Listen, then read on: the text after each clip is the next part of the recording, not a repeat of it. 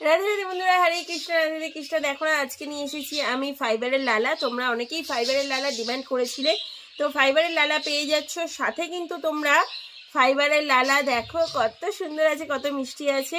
Free delivery পাচ্ছ, ফাইবারের লালা ফ্রি ডেলিভারি পাচ্ছ। কিন্তু ফাইবারের লালার মেকআপ কিন্তু আলাদা আলাদা আসে, এটা আমি আগে থেকেই তোমাদের জানিয়ে দিচ্ছি।